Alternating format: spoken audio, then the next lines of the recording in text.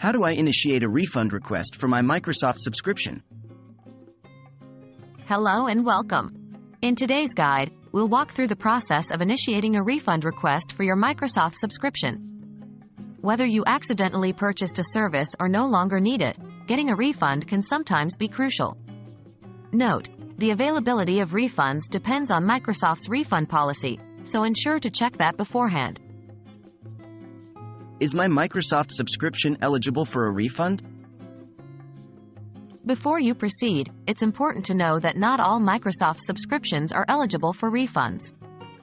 As a general rule, you may cancel a subscription within 14 days of purchase or within 14 days of initial trial conversion, whichever is applicable. For physical products, the 14-day rule applies from the day of receipt.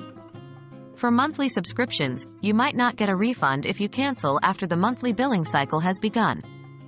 However, your subscription will stop at the end of the current billing cycle. Where do I go to request a refund?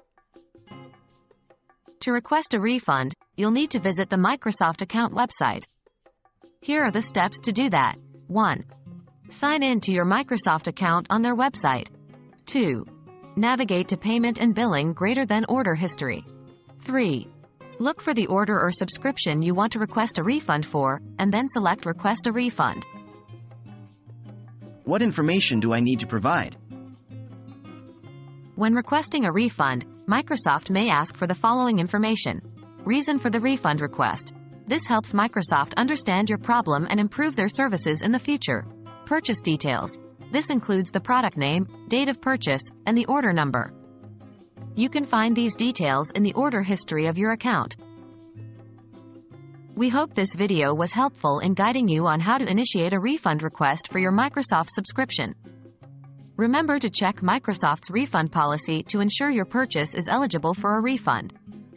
If you have any other questions, feel free to ask in the comments below. Thanks for watching.